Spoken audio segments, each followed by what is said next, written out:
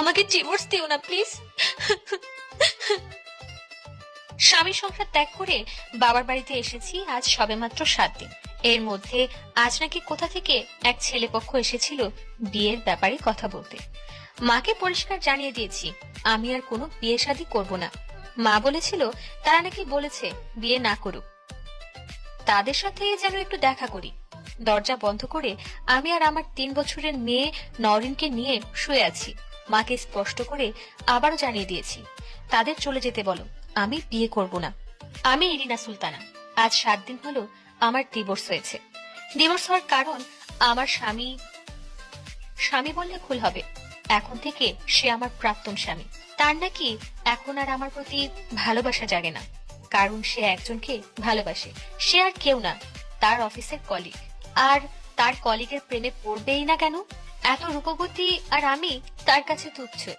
আচ্ছা, আমার কথা বাদ। নরিন, নরিনের কথা একবারও ভাবলো না? এত ছোট্ট একটা মেয়ে, যে মেয়ে কিনা বাবা ছাড়া কিছুই বোঝে না। আজ 7 দিন মেয়েটা কিছুই খায় না, শুধু বাবা বাবা বলে কান্না করে।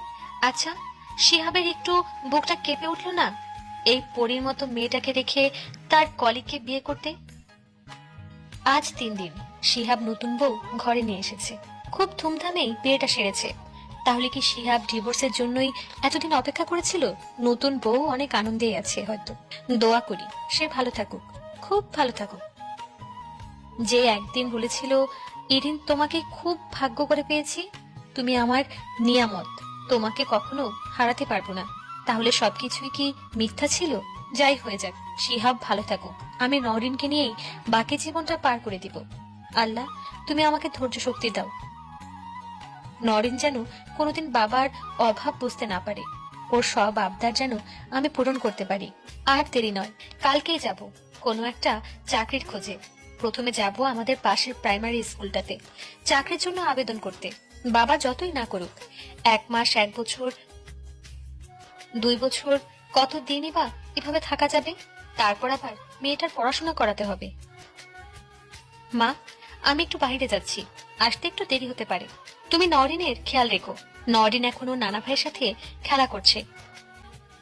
মা ইরিন, বলছিলাম কি, নানুমণিটা সারাক্ষণ শুধু বাবা বাবা বলেই কান্না করে। ছেলেটা অনেক ভালো, নরিনের কথাও জানে, সব জেনেই বিয়েটা করতে চায়।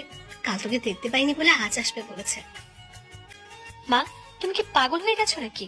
তোমরাই তো বলেছিলে শিহাব খুব ভালো ছেলে, তোকে খুব ভালো রাখবে। এই সে অনেক ভালো মানুষ। কত কান্না করেছিলাম, তখন কি একটিবার আমার কথা শুনেছিলে? 2 বছর সময় চেয়েছিলাম। নীরব, ওর কথাও তো একবারও শুনোনি।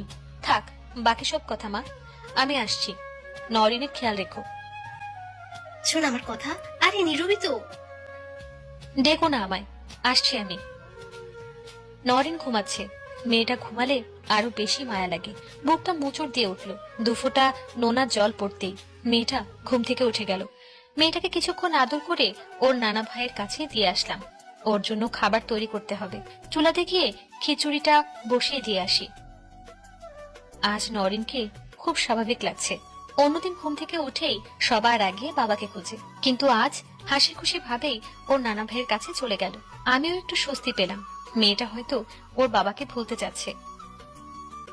আম্মু, জানো ওই আঙ্কেলটা খুব ভালো, আমাকে খুব আদর করে। তুমি বাইরে চলে গেছো আর আমাকে নিয়ে ঘুরতে গেছিল, কত মজা হয়েছে। তুমি থাকলে আরো বেশি মজা হতো। অনেকগুলো চকলেট দিয়েছে আমাকে। কোন আঙ্কেল? তুমি বাইরে গেছো, তারপরে ওই আঙ্কেল আসছিল আর আমাকে নিয়ে ঘুরতে গেছিল। পুরো কথা না শুনেই নরিনের গালে একটা থাপ্পড় দিলাম। আমি বলছি না এই পৃথিবীতে আমি ছাড়া তোমার আর কেউ নেই, কেন গেছো? তুমি পচা। আমি আমার বাবার কাছে চলে যাব। তুমি আমাকে মারো, আমি বাবার জন্য কান্না করছি। তারপর আঙ্কেল বলল চলো আমরা ঘুরে আসি, খুব মজা করব, বাবাকে আর মনেই পড়বে না। নরিন মামুনি, তুমি ছাড়া যে আমার আর কেউ নেই। তুই তো আমার সুখ দুঃখ। তুই কোথাও চলে গেলে আমি কি নিয়ে বাঁচবো বল? বলেই নরেনকে বুকে জড়িয়ে ধরলাম। মেয়েটার গালটা লাল হয়ে গেছে, মেয়েটাও কাঁদছে, কাঁদতে কাঁদতে ঘুমিয়ে গেছে। মা, তোমাকে বলেছিলাম তো নরেনের খেয়াল রাখতে, তাহলে কেন তুমি অপরিচিত লোকের সাথে ওকে বাইরে যেতে দিলে? নীরব এসেছিল। নীরব বলল, আন্টি পুতুলটা কান্না করছে, আমার কাছে দেয়, ওকে নিয়ে একটু ঘুরে আসি, দেখবেন আর পুতুলটা কান্না করবে না। জোর করলো, তাই আর না করতে পারলাম না। নীরব নাম শুনেই আমি থমকে গেলাম। আমার বিয়ের পরপরই নাকি নীরব বিদেশ চলে গিয়েছিল। তবে কবে আসলো নীরব? ছেলেটা আমাকে বিয়ে করার জন্য কতই না ছোট হয়েছিল, কতই না পাগলামি করেছিল। বাবা বলেছিল নীরব তোমার থেকে 2 বছরের বড়। ও সংসার সম্পর্কে কি জানে, কত কথা বলেছিল। শুনেছি এই 5 বছরে নাকি একবারও দেশে আসে নাই। তবে নীরব কবে আসছে? ইদানিং হয়তো আসছে। আমিও ভালোবাসতাম নীরবকে, কিন্তু ভাগ্য সায় দিল না, তাই হয়তো অন্য একজনের সাথে বিয়েটা হয়ে গেল। মা, ইরিন, কি ভাবছিস? তখন বুঝিনি নীরব ছেলেটা যে ভালো হবে এত। ছেলেটা খুব ভালো রে। তোর বিয়ের পর বিদেশ পাড়ি জমায়, দেশে একবারও আসেনি, এখনো বিয়ে করেনি। অন্য কোনো মেয়েকে নাকি সুখ দিতে পারবে না, তাই বিয়ে করেনি। তোর ডিভোর্সের কথা শুনে চলে এসেছে বাড়িতে তোর বিয়ের জন্য প্রস্তাব নিয়ে। তুই ভেবে দেখ এখন কি সিদ্ধান্ত নিবি। আর নরিন, নানু নীরবের সাথে অনেক মিশে গেছে, নীরবের সাথে কি খুব আনন্দ করে আসছে। বাড়িতে ফিরে এসে আমার সাথে গল্প করা শুরু করে দিয়েছে, সেখানে কি কি মজা করেছে তা নিয়ে। নীরবকে তো যেতেই দেবে না। মা, আমাকে একটু একা থাকতে দাও। আর শোনো, আমি নীরবকে বিয়ে করতে পারবো না। আজ আমি ডিভোর্সি বলে নীরবের সাথে বিয়ে দেওয়ার জন্য দুবারও ভাবলে না। আর নীরবকেও এ বাসায় আসতে মানা করে দিবা। মাকে কথাগুলো একদমে বলে আমার রুম থেকে চলে আসলাম। দরজা বন্ধ করে আজকে কান্না করছি। যাই হয়ে যাক, আমাকে শক্ত হতেই হবে। নীরবের সামনে ভেঙে পড়লে হবে না। নীরবকে পরিষ্কার জানিয়ে দেব আমি তাকে বিয়ে করতে পারবো না। কেনই বা বিয়ে করবো ওকে? নীরব যখন পাগলের মতো তাদের কাছে ভিক্ষা চেয়েছিল, তখন তো একটিবারের জন্য কেউ রাজি হয়নি। বাবা হার্টের রোগী, তাই আমিও আর কিছু বলতে পারিনি। এখন নীরবকে বিয়ে করলে নীরবকে ঠকানো হবে। সবাই ভাববে আজ আমি নীরবের টাকা পয়সা হয়েছে বলেই বিয়ে করেছি। না, তা কখনোই না।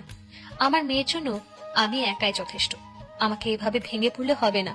নীরব তার মা বাবাকে নিয়ে আমাদের বাসায় এসেছে। নরিন নীরবের কোলে বসে আছে। তাহলে নরিনের কালকের কথা মনে নেই?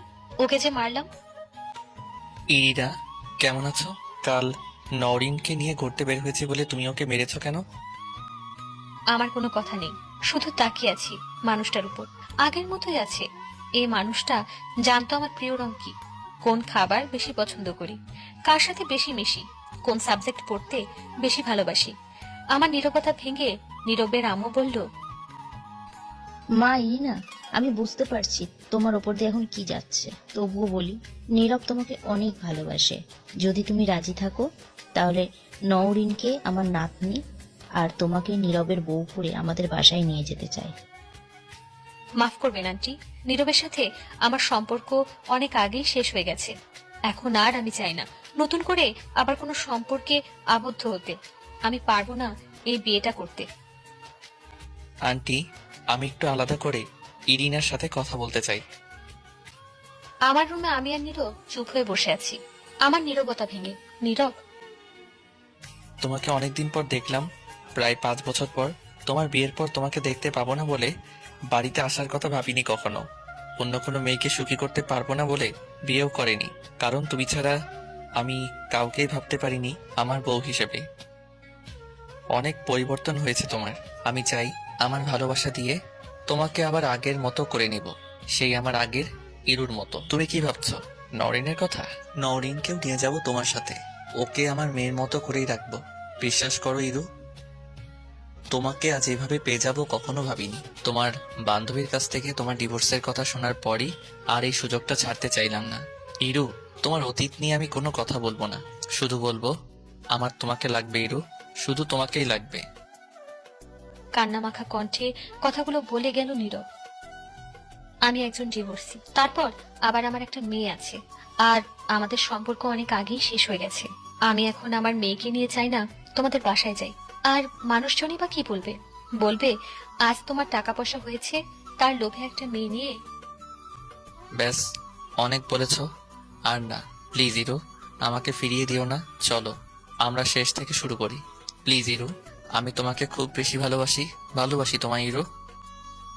আমি আর পারলাম না শক্ত হয়ে থাকতে।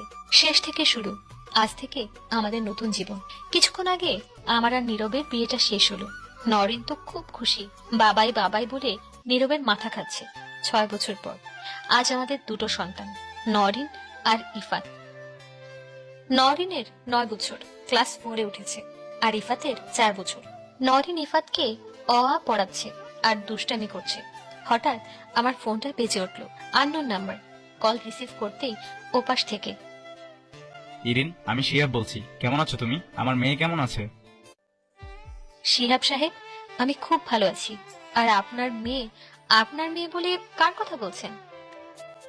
নওরিন, আমার মেয়ে। বলো ও কেমন আছে। আমি আমার মেয়েকে নিয়ে যেতে চাই ইরিন, সাথে তোমাকেও। লজ্জা করে না আপনার? তখন তো বলেছিলেন আমি যাতে আপনার সামনে কখনো না আসি, আর নরিনের জন্য কোনো কিছু দাবি না করি। আজ কেন এত বছর পর? শিহাব সাহেব, আপনার সুন্দরী বধূকে কি এখন আর ভালো লাগে না? খবরদার, আপনি আর কখনো আমাকে ফোন দিবেন না। আর হ্যাঁ, নরিন এখন একা না, ওর একটা ভাইও আছে। ওর ভাইকে নিয়ে খেলা করছে। ইরিন, রুবানা আর কখনো মা হতে পারবে না। এত বছর হয়ে গেল, ওর কোলে এখনো সন্তান আসলো না। তুমি চলে আসো ইরিন, আমি রুবানাকে ডিভোর্স দিয়ে দিব। লজ্জা থাকা উচিত আপনার। আমি আমার স্বামীর সন্তান নিয়ে খুব ভালো আছি। কখনো আর আমার সাথে যোগাযোগ করবেন না বলেই কলটা কেটে নাম্বারটা ব্লক করে দিলাম। আজ আমি খুশি, খুব খুশি। এটাকে হয়তো বলে নেচার অফ রিভেঞ্জ। ইরু, আমি যেন তোমাকে, আমার সন্তানদের এভাবে সারা জীবন সুখী রাখতে পারি। ভালোবাসি ইরু। আপু, নওরিন আপু, জানো বাবাই আম্মুকে বলছে ভালোবাসি, হি হি হি।